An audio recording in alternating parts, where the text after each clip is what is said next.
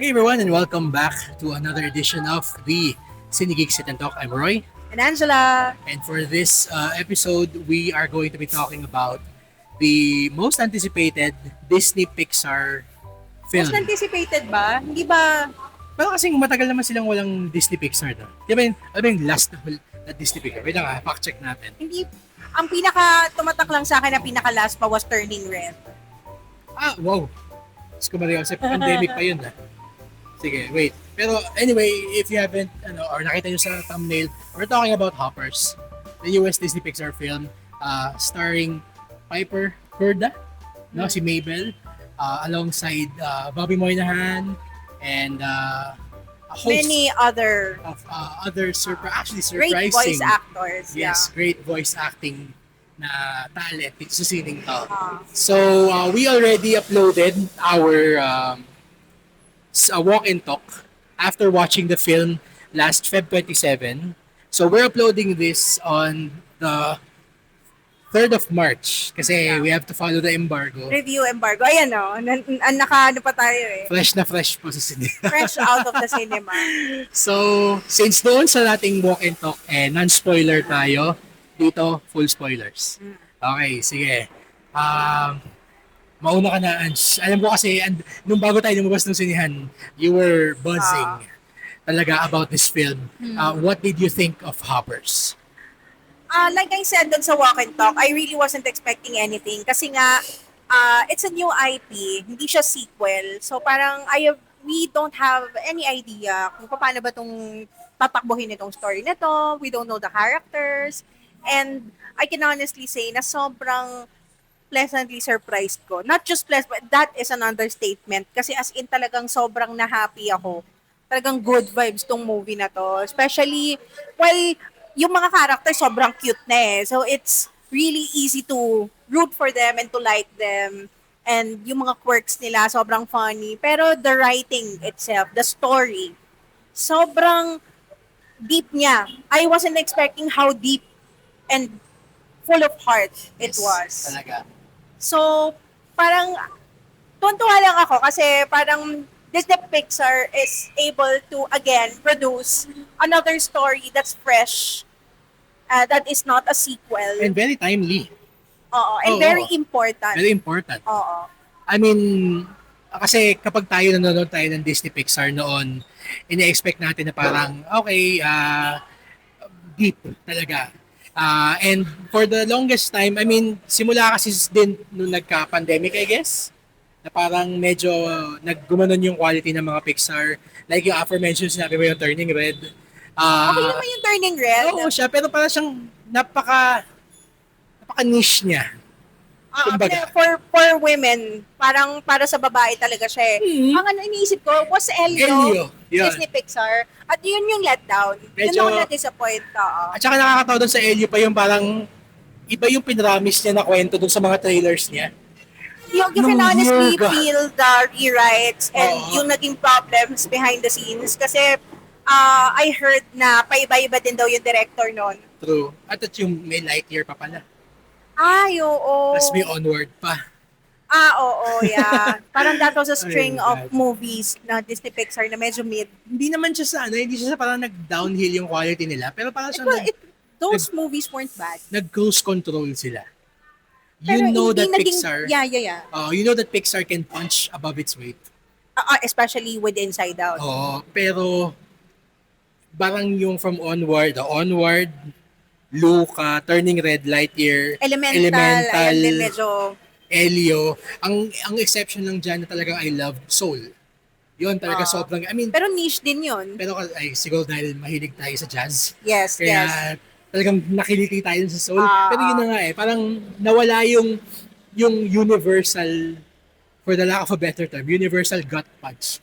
Yung mga sine ng Pixar. Ang nakasing level ng Up, ng Finding Nemo, Coco. Coco. Yun. Yung mga ganun. And I'm so happy na it's back here.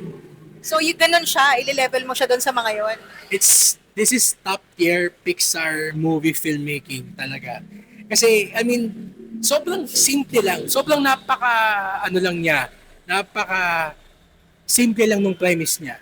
Parang it's about the ecology, about how we take care of our ecosystem. Yes. And it manages to spin a very emotional, very affecting story, And timely. very timely. Oo. Napaka-cute ng mga characters. Oo. Yun na nga eh. This is where Pixar is firing on all cylinders. Oo. When they know how to use all their powers to get a very important message across. Talaga. And maganda din na, alam mo yung nai-introduce nila and na-explain nila in such a kids way Yes. sa mga bata True. kung anong importance ng taking care of nature.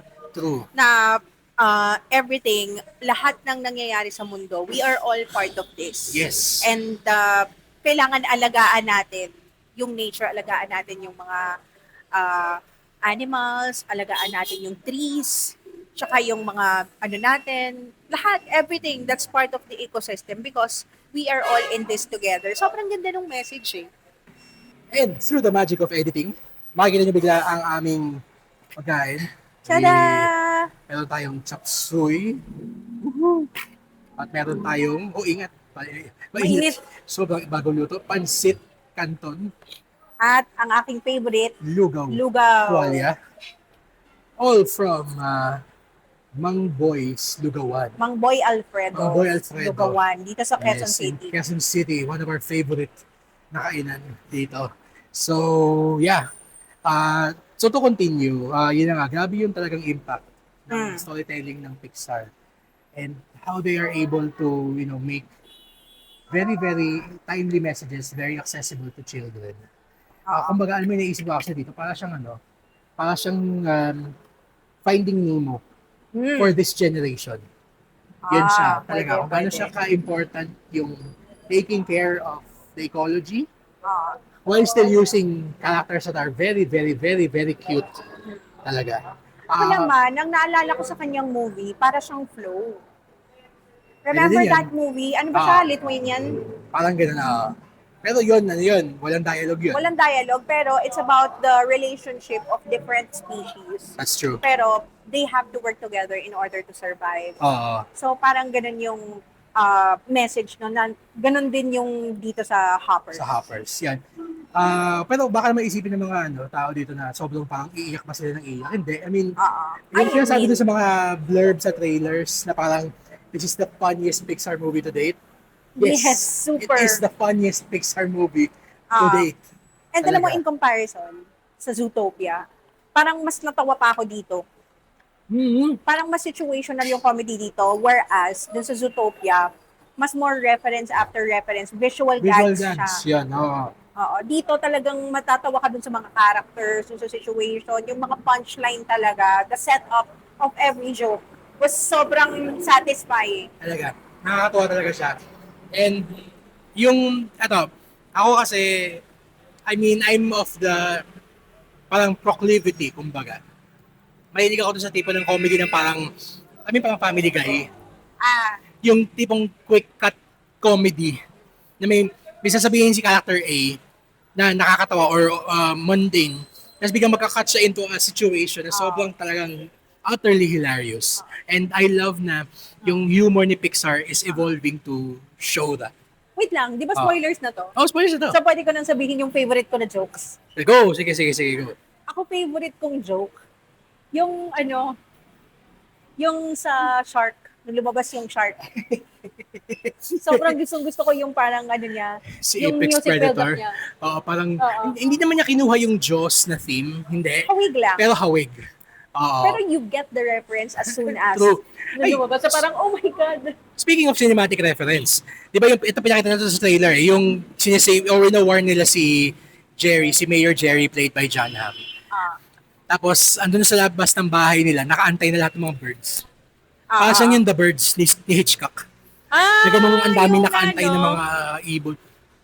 Tapos yung Ang yung dami pang ibang references eh. daming nakakatawa talaga na mga mapatawa dito. And example pa, yung kahit yung yung character ni Bobby Moynihan, yung si King George, he's equal parts lovable, equal parts funny.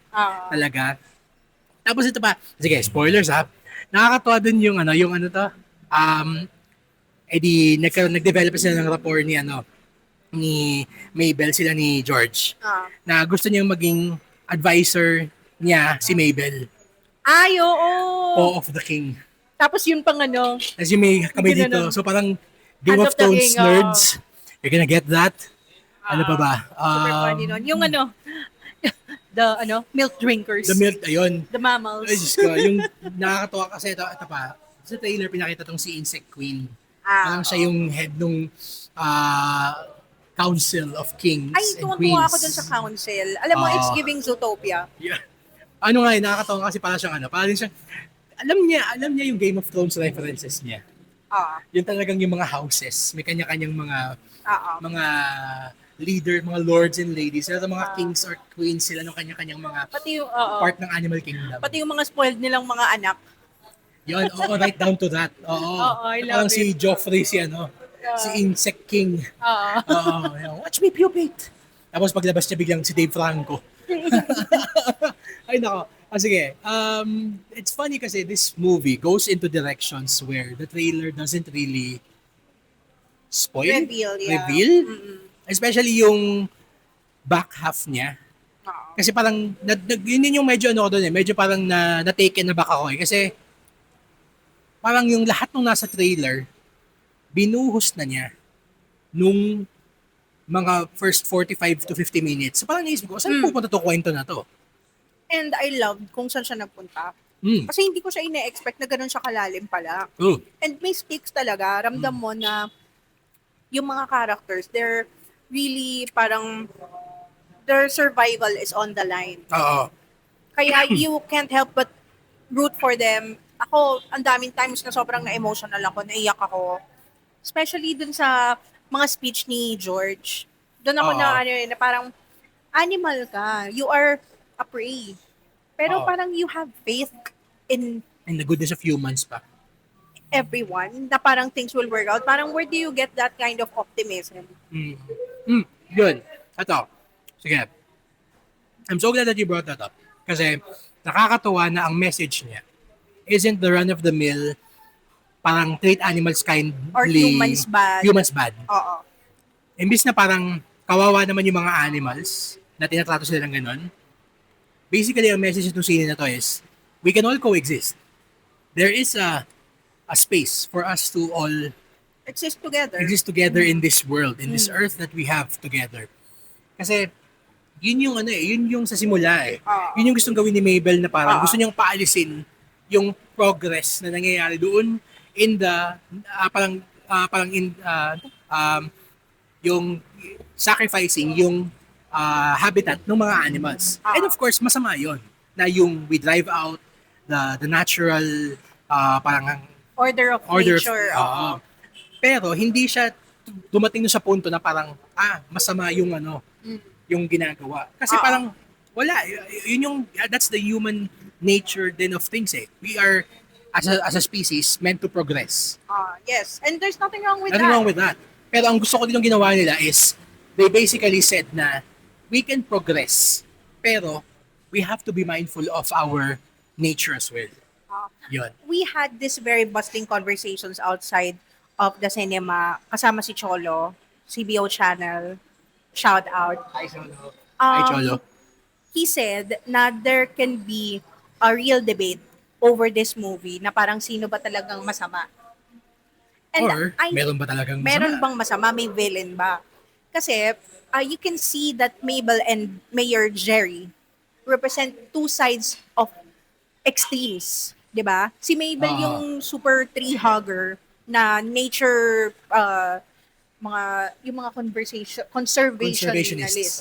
Conservationists and yung mga super extreme na mga Parang yung mga PETA. mga PETA, mga ano yan, mga Greenpeace, Greenpeace, ba yun? parang ganda. Mga WWF, not wrestling.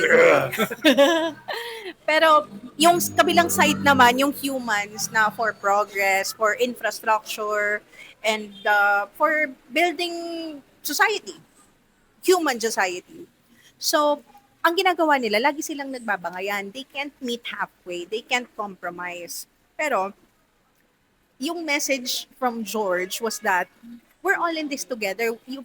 Hindi pwede yung mentality ni Mabel na dapat piliin yung animals lang. Kasi, humans are mammals too. Humans are animals too. Oo. They're part of the animal world, Yes, kumbaga. that's true. And there is an animal, ano yun? There's animal world, there's human world. Oo. And that can exist side by side. And grabe nakakatuwa nga yung ending dito no na of course yun nagkandaloko-loko dahil gustong gumanti ng Insect Kingdom. Sila Against- naman yung vengeful. Oo, I mean, and with reason. Oo. Kung bakit sila vengeful, yung Insect King and yung napatay ni Mabel si Meryl Streep. Pero na-shock ako doon. Grabe Grabe yung yun. reaction ko. Grabe yung reaction ng buong sinihan. Buong sanihan, talagang gasp talaga, collective gasp.